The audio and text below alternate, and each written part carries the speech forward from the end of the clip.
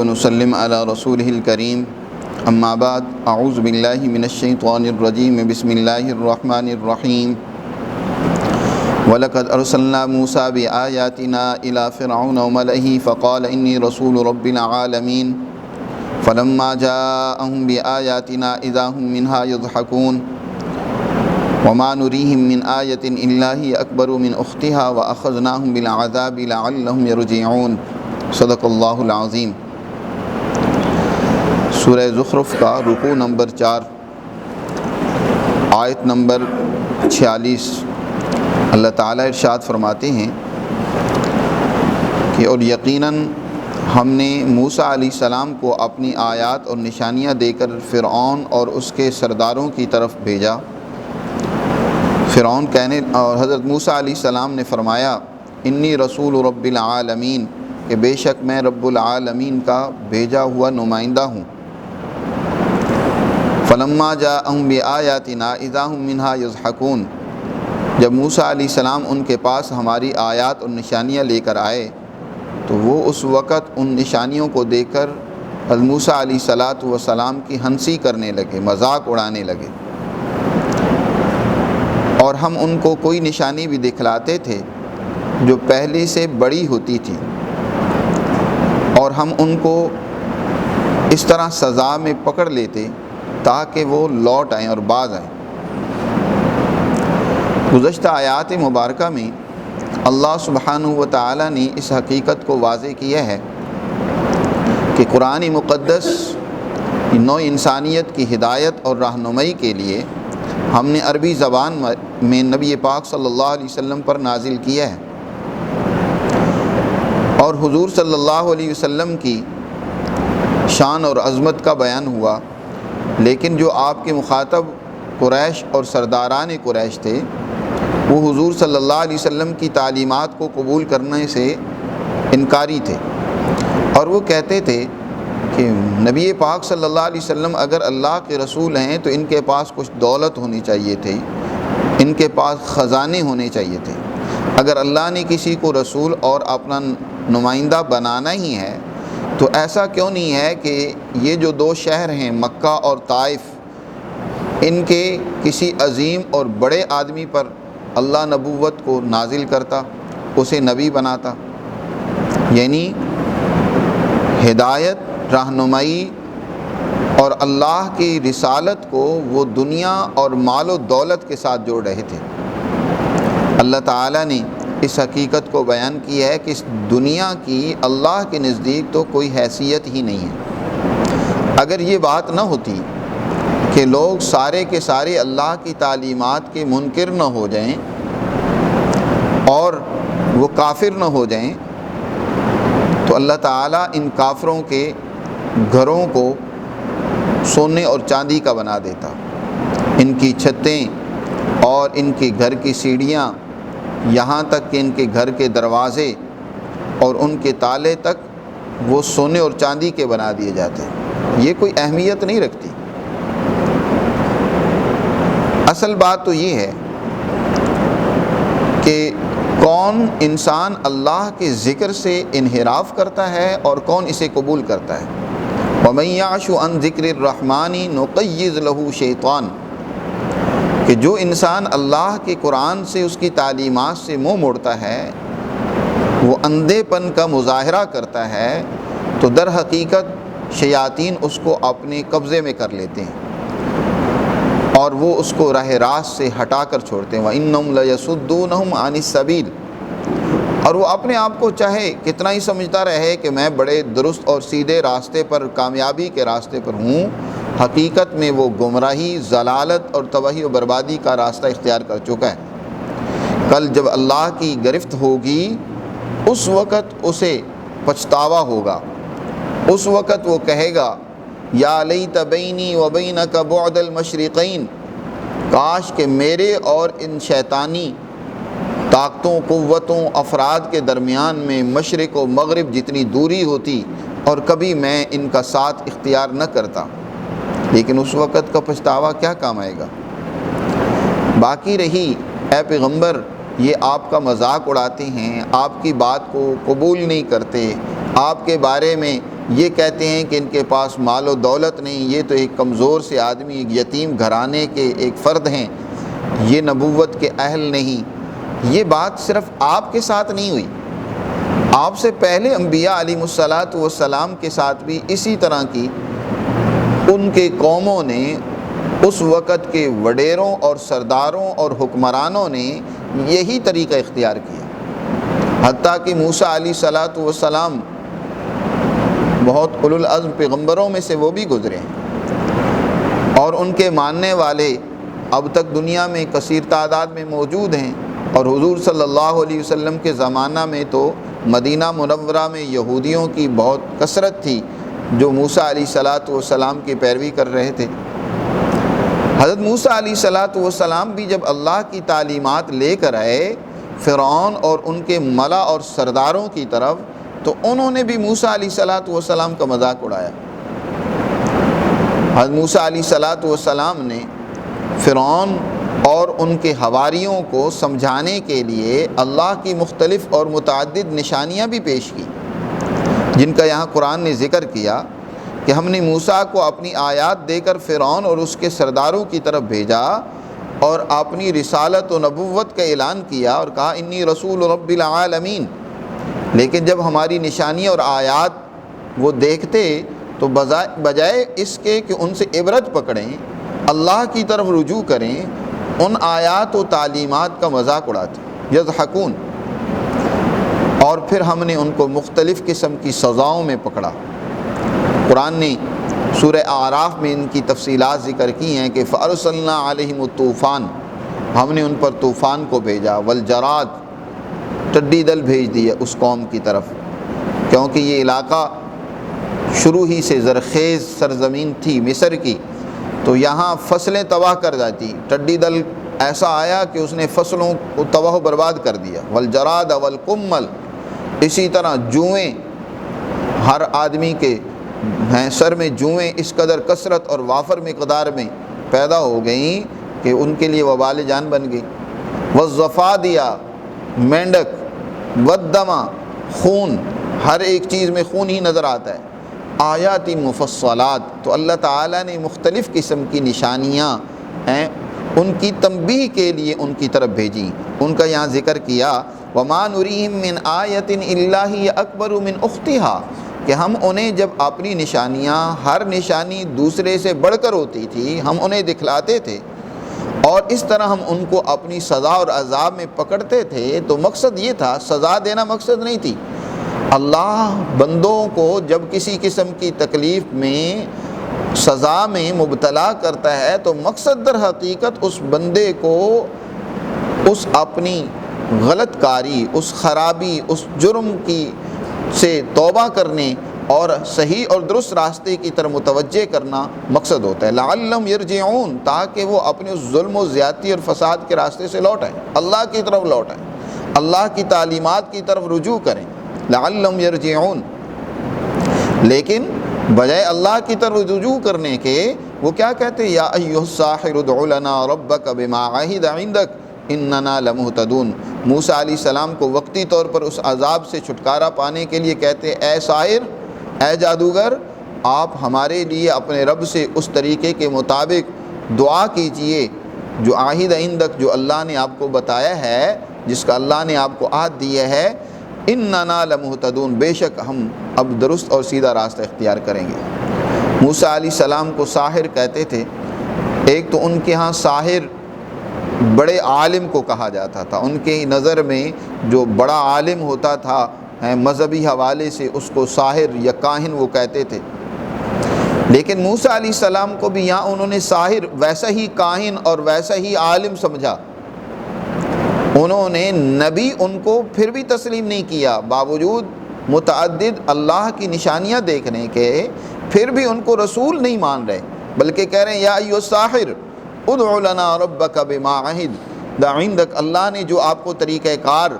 دعا کا سکھلایا ہے، آپ اس کے مطابق ہمارے لیے اللہ سے دعا کریں، اب ہم یقیناً درست راستہ اختیار کریں گے۔ حضرت موسیٰ علیہ السلام کی دعا پر جب اللہ تعالیٰ اس عذاب کو ان سے دور کر دیتا، فلما کشفنا عنہم العذاب اذا ہم ینکثون، جب ہم ان سے عذاب اور سزا کو ہٹا دیتے تو وہ فوراً اس عہد کو توڑ دیتے۔ ینکسون، نکسہ کہتے ہیں جیسے کہ کسی رسی کو جب اس کو بٹ کر بنایا جاتا ہے تو پھر اس کو آہستہ آہستہ اس کے بل کھول کر اس کو ختم کر دینا،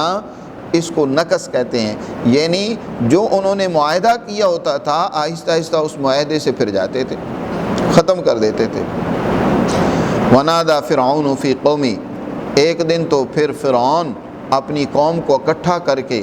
ان میں ایک منادی کے ذریعے سے اعلان کروا کر کہتا ہے قال یا قوم الیس لی ملک مصر وہذہ الانہار تجری من تحتی، اپنی قوم کو کہتا ہے کیا یہ مصر کی بادشاہت میری نہیں ہے؟ کیا میں یہاں کا حکمران نہیں ہوں؟ وہذہ الانہار تجری من تحتی، اور یہ سرزمین مصر کی یہاں نہروں کا نظام بہترین، کیونکہ شروع سے مصر زرخیز علاقہ تھا، آبپاشی کا بہترین نظام موجود تھا، اور خاص طور پر حضرت سیدنا یوسف علیہ السلام نے یہاں کی زراعت کو بہت زیادہ ترقی دی تھی۔ اور یہ فرعون کیونکہ یوسف علیہ السلام کے بعد کا ہے، موسیٰ علیہ السلام کے دور کا ہے، تو اس دور کا فرعون کہتا ہے کہ یہاں کی یہ ساری زراعت میرے قبضے میں ہے، یہاں کی نہریں جو ہیں، یہاں کا یہ سارا نظام میرے ہاتھ میں ہے، میں ان کا مالک ہوں۔ یہی یاد رکھو، اس کو شرک فی الحکم کہا جاتا ہے، یعنی شرک میں مبتلا، اپنے آپ کو حکمران ایسا سمجھتا ہے کہ میں اپنی مرضی سے جیسے چاہوں فیصلے نافذ کروں۔ یہ تو نہیں بات تھی کہ وہ یہ سمجھتا ہو کہ آسمان کو میں نے پیدا کیا، زمین کا میں خالق ہوں، نہ کو اس کو زمین اور آسمان کا پیدا کرنے والا کوئی سمجھتا تھا، لیکن وہ کیسے سمجھتا تھا کہ میں اپنے مرضی کے جیسے چاہوں فیصلے نافذ کروں، میں فیصلوں کے نفاذ میں کسی کا پابند نہیں ہوں۔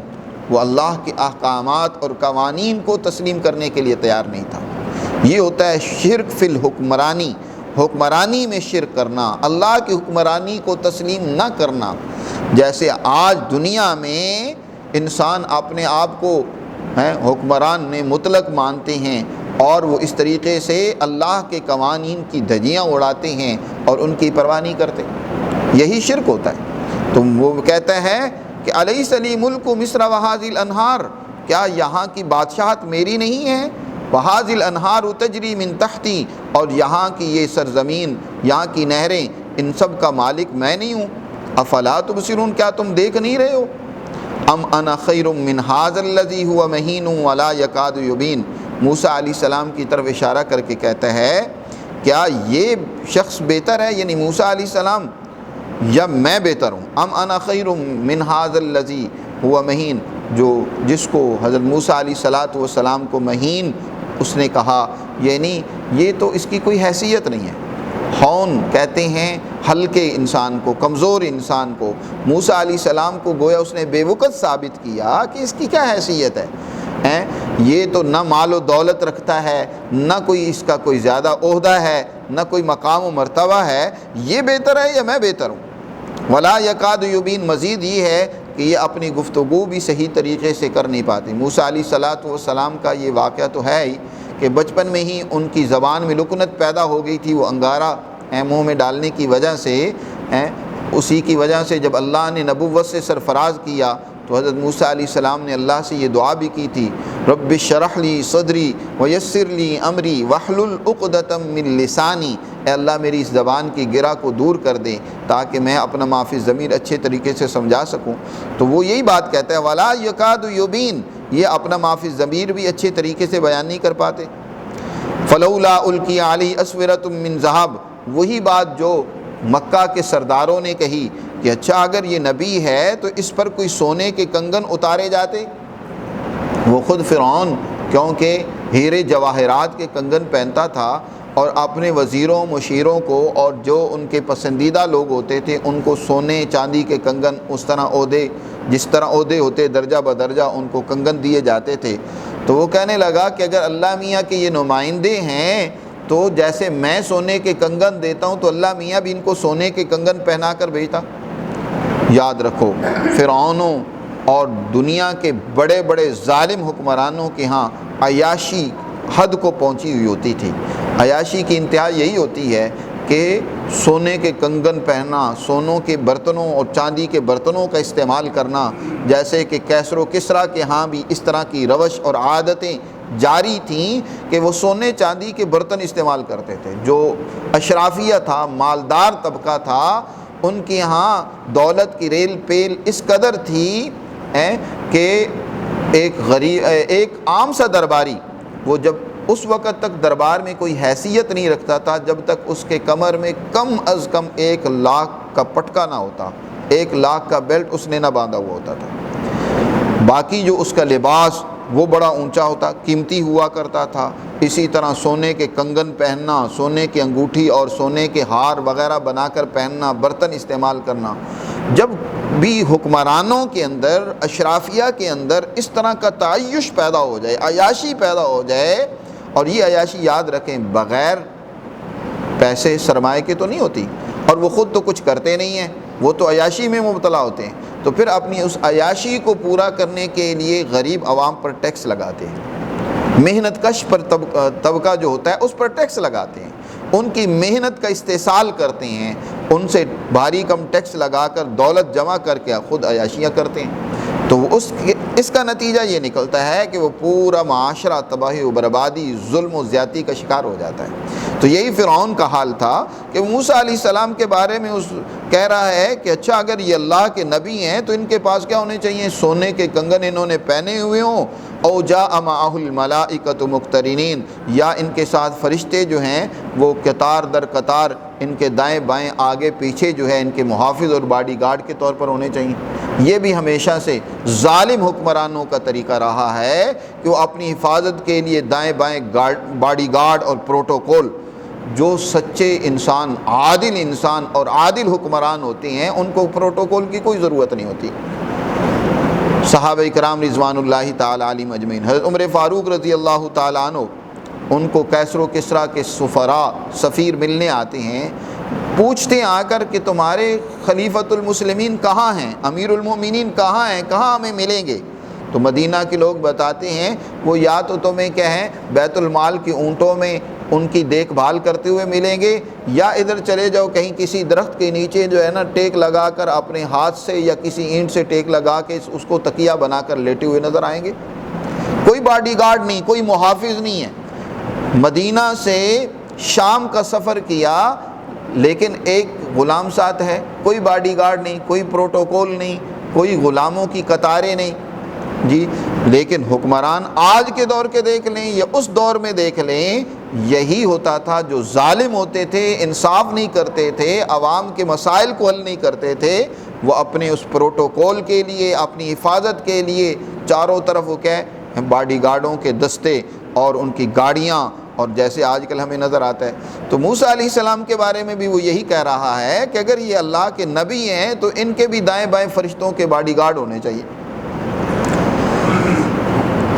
فَاسْتَخَفَّ قَوْمَهُ فَأَطَاعُوا، اس طریقے سے اس نے اپنی قوم کو بے وقوف بنایا۔ قوم کے سامنے اس نے تقریر کی کہ دیکھو مال و دولت میرے پاس، حکمرانی میرے پاس ہیں، باڈی گارڈ میرے پاس، یہ سارے خزانے میرے قبضے میں ہیں، موسیٰ علیہ السلام کے پاس تو کچھ بھی نہیں ہے۔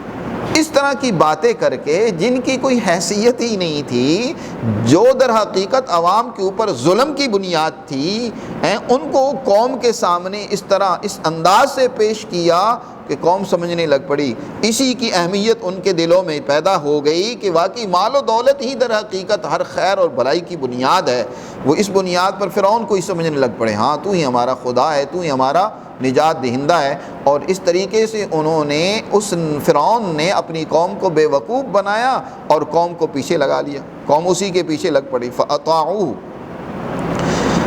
انہم کانوا قوما فاسقین، بے شک وہ لوگ اللہ کے قانون کو توڑنے والے تھے۔ فلما آسفونا، پھر جب انہوں نے ہمیں غصہ دلایا، اس طریقے سے فرعون اور اس کی قوم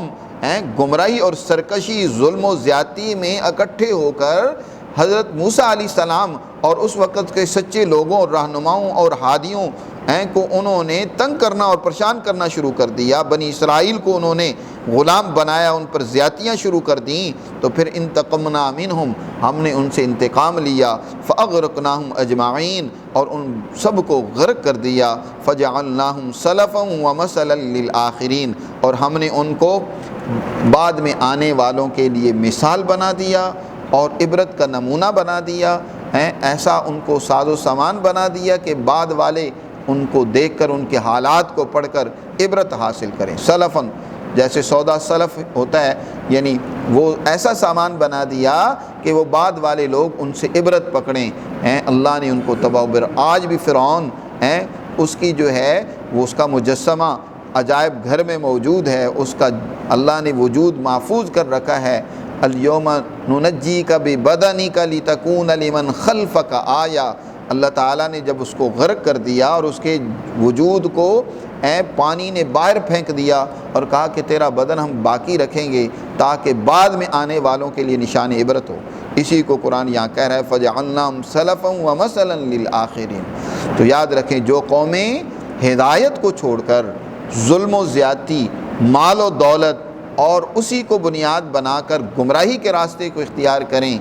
تو یاد رکھیں ایسی قومیں دنیا کے اندر بھی نشانی عبرت بن جاتی ہیں، آخرت کے اندر سزا تو بہت بڑی ہے جو ان کا انتظار کر رہی ہے۔ اللہ ہمیں سمجھ نصیب فرمائے اور اپنی تعلیمات و ہدایات پر عمل کرنے کی توفیق دے۔ وما علینا